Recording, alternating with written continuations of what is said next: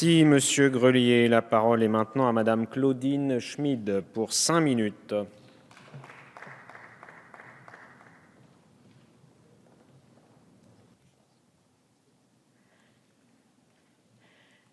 Monsieur le Président, Madame la Ministre, Monsieur le rapporteur, chers collègues.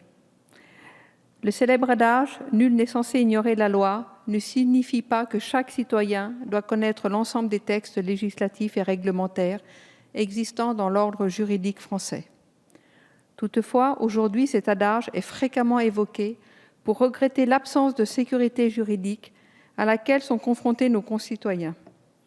La protection des droits acquis et la stabilité des situations juridiques sont l'objet même de la proposition de loi dont il est question aujourd'hui. L'article L111-1 du Code de la consommation dispose que le professionnel doit communiquer un certain nombre d'informations aux consommateurs de manière lisible et compréhensible avant la conclusion du contrat. Pourtant, c'est le manque d'intelligibilité et de clarté de la part de certaines entreprises, notamment dans le secteur aérien, qui conduit à la présentation de cette proposition de loi.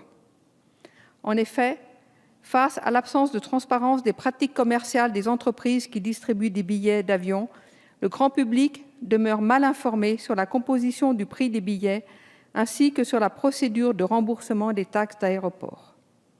C'est afin d'améliorer cette situation que notre collègue Jean-Marie Tétart a déposé, après un travail très important, cette proposition de loi visant à assurer un droit effectif au remboursement des taxes concernées. En cas d'annulation de leur vol, quelle qu'en soit la raison, les consommateurs peuvent se faire rembourser les taxes d'aéroport qui représentent parfois une partie non négligeable du prix final d'un billet d'avion. Cependant, aujourd'hui, faute d'automaticité et d'informations claires des consommateurs, ce montant reste indûment perçu par les entreprises au lieu d'être remboursé aux consommateurs.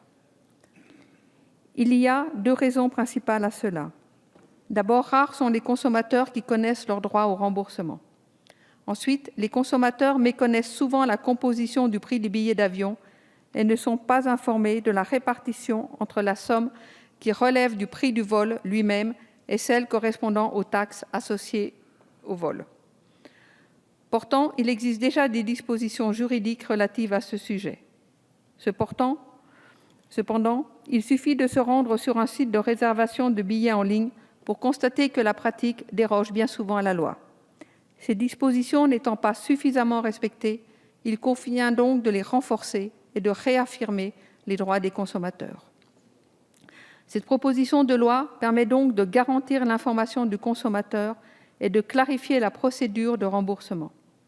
Au moment de l'achat du titre de transport, il devra dorénavant être précisé au consommateur qu'il peut être remboursé des taxes d'aéroport en cas d'annulation de vol. Le détail des taxes devra apparaître clairement et de manière intelligible au moment de l'achat du billet, ainsi que sur le reçu de paiement. Il devra également être indiqué si les taxes se rapportent à des prélèvements obligatoires et si elles sont donc susceptibles ou non de remboursement. Enfin, dans le but de faciliter la procédure de remboursement pour le consommateur, un remboursement automatique est prévu par le texte de loi lorsque le moyen de paiement utilisé le permet, c'est-à-dire lorsque le billet a été réglé par carte de crédit ou sur Internet. Pour ceux qui auraient acheté leur billet dans une agence, il sera possible de le demander gratuitement en ligne ou par courrier. Alors que le gouvernement s'est attaché depuis 3 ans à mettre en place un choc de simplification ayant pour but de faciliter la vie quotidienne des Français et de bâtir une relation de confiance entre l'administration et ses usagers, cette proposition de loi propose ce que le gouvernement n'a pas fait.